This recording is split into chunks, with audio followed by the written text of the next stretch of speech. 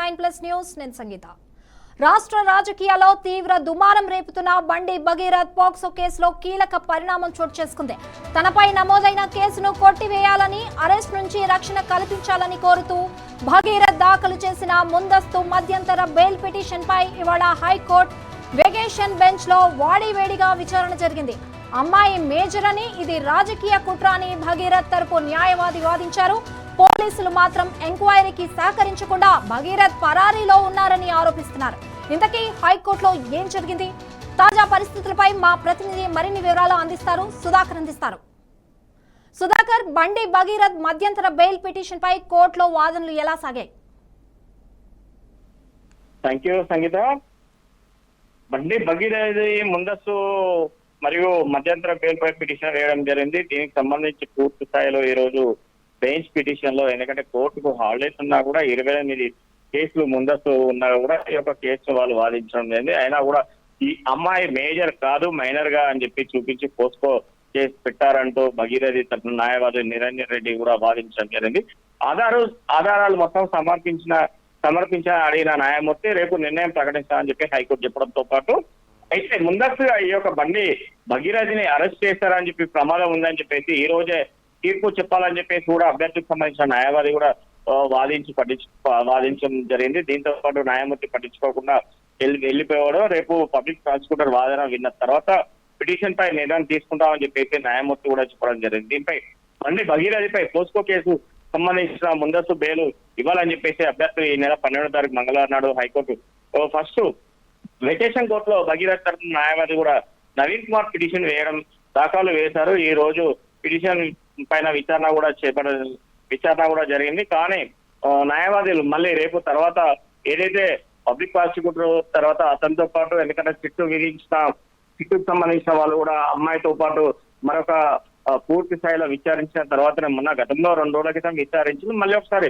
అమ్మాయికి సంబంధించి అమ్మాయి ఎవరైతే ఉన్నారో 17 సంవత్సరాల అమ్మాయి అని చెప్పి చెప్పడం జరుగుతుంది. అమ్మాయితో పాటు వారి తల్లిదండ్రులను కూడా పూర్తి స్థాయిలో విచారించిన తర్వాత ఒక నివేదికను కోర్టుకు సమర్పించడం జరిగింది సిట్టుకు సంబంధించిన అధికారులు. దాంతో పాటు ఈ యొక్క పబ్లిక్ ప్రాసిక్యూటర్ దీనిపైన ఇవాళ ఏం మాట్లాడకుండా రేపు మాట్లాడదామని చెప్పి చెప్పడం జరుగుతుంది. దీనిపైన ఒక హైడ్రామా కూడా నెలకొందని చెప్పేసి బండి సంజయ్కి సంబంధించిన వర్గీయులు, బండి భార్గవ్ భగీరథి కూడా చెప్పడం జరుగుతుంది. ఎందుకంటే గత కొద్ది రోజుల నుంచి కూడా చూస్తుంటే ఈ యొక్క బండి సంజయ్ కుమారుడు మొత్తం ఈ యొక్క విచారానికి రాకుండా డుమ్మా కొట్టి విషయంలో కూడా వాదన కూడా బలంగా ఉంటే బెయిల్ వచ్చే అవకాశం కూడా ఉందని చెప్పేసి కూడా వాళ్ళు అంచనా వేసుకోవడం జరుగుతుంది. కానీ అసలే పోస్కో కేసు ముందస్తు బెయిల్ రాదనే చెప్తున్న న్యాయ నిపుణులు ఈ రోజు పరిణామాల నెలకొన్నపై ఉత్కంఠ కూడా నెలకొందని చెప్పి చెప్తున్నారు. ముందస్తు బెయిల్ లభించకపోవచ్చు అనే కూడా వాదన కూడా వినిపిస్తుంది. ఎందుకంటే ఇంకా బెయిల్ వచ్చిందని చెప్పేసి ఒక పుకారు కూడా లేచింది. కానీ ఇప్పటి వరకు కూడా బెయిల్ ఇవ్వలేదు.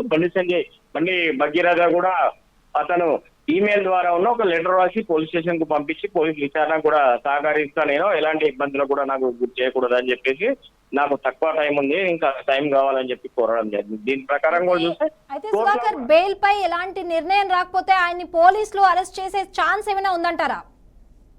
100% బండి భగీరథను పోలీసులు అరెస్ట్ చేసే ఛాన్స్ కూడా 100% ఉంది. దీనిపైన పోలీసులు కూడా పూర్తి స్థాయిలో కూడా ఇతని పైన ఇప్పటికే 4 బృందాలుగా విడిపోయి, హైదరాబాద్ లో 2 బృందాలు, కరీంనగర్లో ఒక బృందం, అదే కాకుండా ఢిల్లీలో కూడా ఒక బృందం కూడా మొత్తం ఇతని బండి భగీరథ పైన కూడా మొత్తం అతను ఎక్కడ ఉన్నాడు ఏంటి అని చెప్పేసి అతను ఒక ఫోన్ కాల్ తో సహా అతని స్నేహితుల ఫోన్ కాల్స్ కూడా మొత్తం ట్రాప్ చేసుకుంటూ ఎక్కడి నుంచి మాట్లాడుతున్నారు, ఎవరు ఎక్కడ ఉన్నారు, ఏం జరుగుతుంది అనే విషయాలపైన కూడా మొత్తం పూర్తి స్థాయిలో కూడా ఇటు పోలీస్ డిపార్ట్మెంటే కాకుండా మొత్తం అందరూ కూడా ఆధారాలు తీసుకోవడానికి కూడా చేస్తున్నారు. ఎందుకంటే గత 2 రోజుల క్రితం అతని మేనమామ ఇంట్లో తన ఫోన్ స్విచ్ ఆఫ్ అయింది. అతనికి కూడా ఒక నోటీస్ కూడా పంపించారు. ఎందుకంటే మీ ఇంటి కూడా స్విచ్ ఆఫ్ అయింది, మీరు కూడా రావాలి, వచ్చి అతన్ని కూడా మళ్ళీ భగీరథను కూడా తీసుకొచ్చి పోలీసుల ముందు విచారణ హాజరు కావాలని చెప్పేసి కూడా వాళ్ళు కూడా అతను కూడా నోటీస్ ఇవ్వడం జరిగింది. కాకపోతే ఏంటంటే ఇప్పుడు బండి భగీరథ ఎక్కడ ఉన్నాడు ఏంటి అనేది పోలీసుల వారికి ఇప్పటివరకు తెలిసిందా తెలియదా అనేది ఒక సందిగ్ధంలో ఉంది. వారు కూడా పెద్ద ఎత్తున కూడా ఇటు ఎస్బీ కానీ, ఇటు ఇంటెలిజెన్స్ కానీ, ఇటు పోలీస్ డిపార్ట్మెంట్ కూడా బృందాలు కూడా మొత్తం వెతకడం జరుగుతుంది. ఇతను ఎక్కడ ఉందో ఏంటో తెలుసుకున్న తర్వాత అతను అరెస్ట్ చేస్తారా, అతను ఎక్కడ ఉంది ఏందనే దానిపైన ఒక ఉత్కంఠ కూడా నెలకొంటుంది. Right, thank you Sudhakar. Bandi Bhagirath కేసులో ఉత్కంఠ కొనసాగుతోంది. మధ్యంతర బెయిల్ పై హైకోర్టు రేపు వెల్లడించే తీర్పు అత్యంత కీలకం కానుంది. ఒకవేళ బెయిల్ రిజెక్ట్ అయితే పోలీసులు అరెస్ట్ చేసే అవకాశాలు కూడా ఉన్నాయి. అలాగే రేపు మధ్యాహ్నంలోపు సెట్ ముందు హాజరవుతానని ఇప్పటికే భగీరథ్ లెటర్ రాశాడు. చూడాలి ఏం జరుగుతుందో. ఈ కేసు కేవలం చట్టపరమైన అంశంగానే కాకుండా రాజకీయంగా కూడా సెన్సిటివ్ గా మారింది. రేపటి తీర్పు తర్వాత దర్యాప్తు ఏ మలుపు తీసుకుంటుందో చూడాలి.